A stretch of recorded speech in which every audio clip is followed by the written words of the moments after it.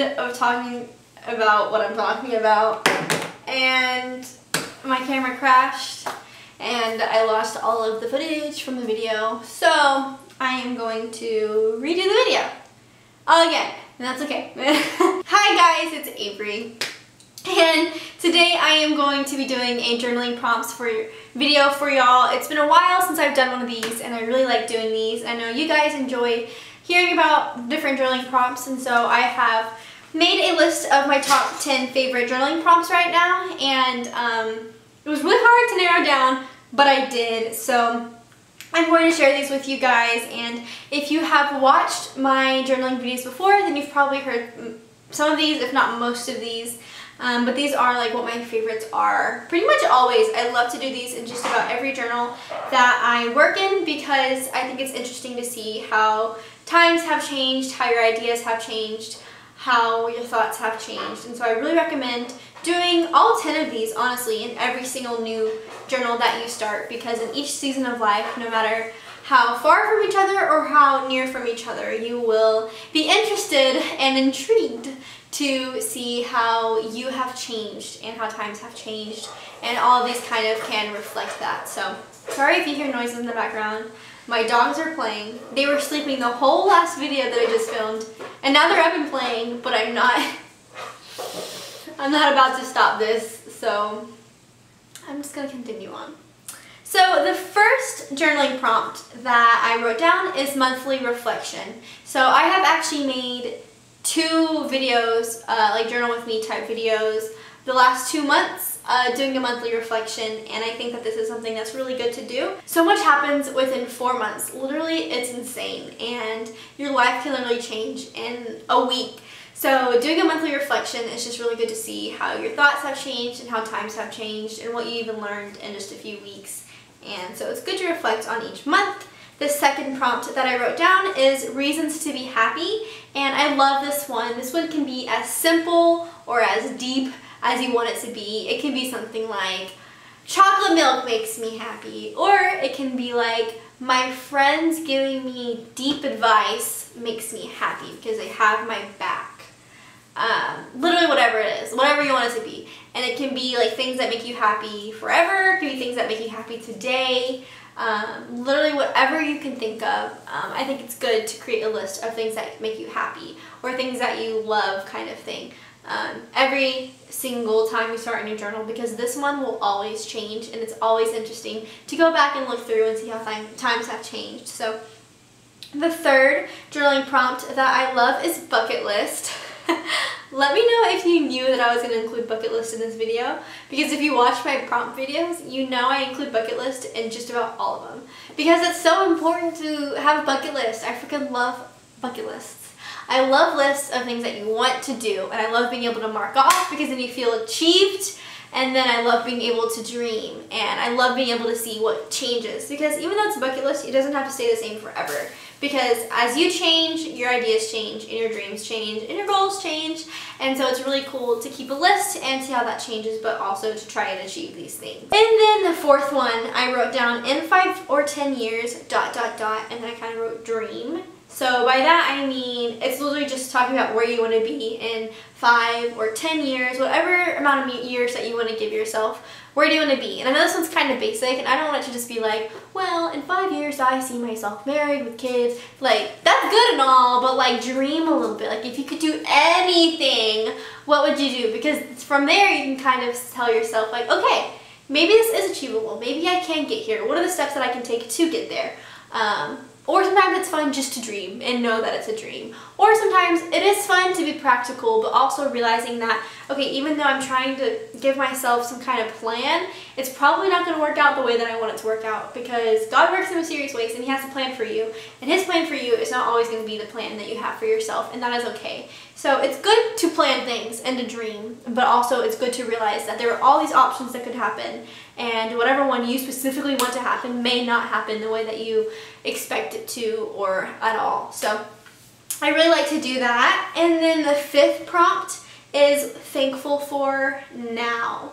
So what are you thankful for today, this week, this month, or even in general? But you decide what you want to be thankful for. You can do a mix of all of those together or just for today or whatever it is.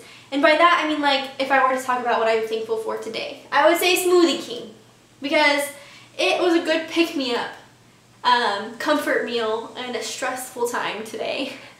Or I would say I'm thankful for my dogs because they give me so much love, even when they're technically going through something. So that's kind of been what my day has been. Or if I were to do a general thankful, it would be I'm thankful for my family and friends because they have been so supportive of me and so comforting and so much fun as I've been hanging out with someone every single day, and it's helping me get through some things, and I would really thankful for that. So you can decide whatever you want to talk about that you're thankful for, but I do think that it's important to always acknowledge what you're thankful for, because gratitude is so good for the heart and the soul and the mind, and it really helps you have a better day and a better outlook on things, because there is always something to be thankful for. Always, always, I promise you, even if it's as small as I'm thankful for this glass of water. But you know what? You have a glass of water that is good for your body and is helping you through, and so always keep track of what you're thankful for.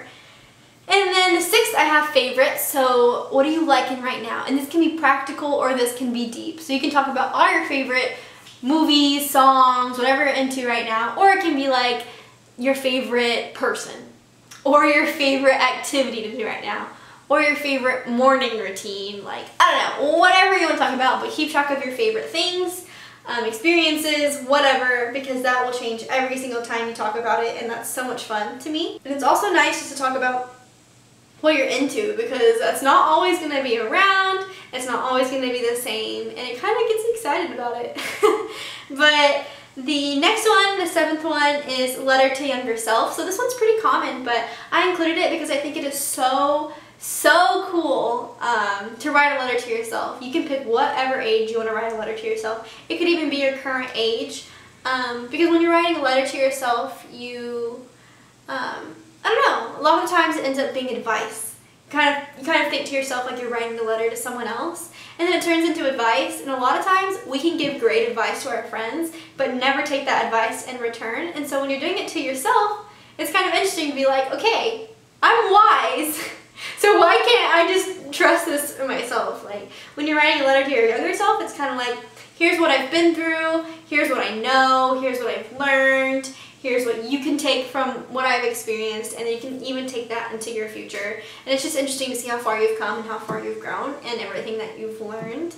So writing a letter to yourself is just interesting in so many different aspects. It's pretty cool. And then the eighth one is goals. So I love keeping track of goals, whether they be short-term goals, short-term goals or long-term goals. Wow! I can't talk! Whether it be short-term goals or long-term goals, keep track of your goals, because like everything else that I'm listing, it will change. And goals are important to make things a little bit more achievable, to dream, to keep yourself busy, to keep yourself dreaming. Goals are so good, and they can be as simple as wake up every day at 8 a.m. or eat an apple a day because it keeps the doctor away. Or it can be a goal like own my own business one day, and then that can be a good reference for when you have nothing to do. You can start researching things about your own business. You know what I mean? So just keeping goals is super good.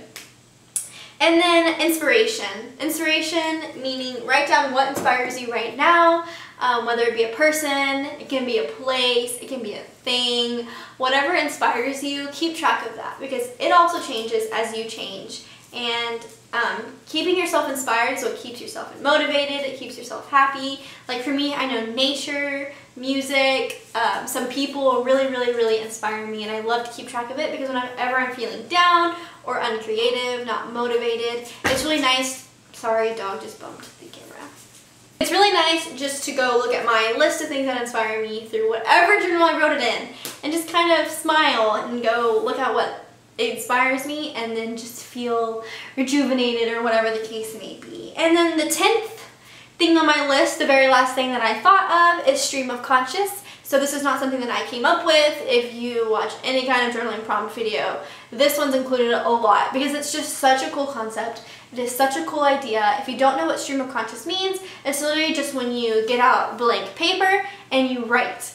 You just write whatever comes to your head, whatever word, whatever thought, whatever idea, you just write. Stream of conscious. And it's kind of therapeutic. It's interesting because I know for me, I don't know what the heck I'm thinking up here until I write it down. And so sometimes when I do stream of conscious, I'm kind of surprised, like, oh yeah, like things start to make sense, or things get even more confusing, or I realize things that I'm thinking about, or I realize things that I haven't actually said out loud, or I realize funny things, deep things, literally, it's kind of amazing what comes from stream of conscious. So I really recommend doing that and doing it often, not just every time you get a new journal, but more than once in that journal. Whenever you just feel like sitting down and writing, I really recommend that one. So those are the 10 journaling prompt ideas that I wrote down for you guys.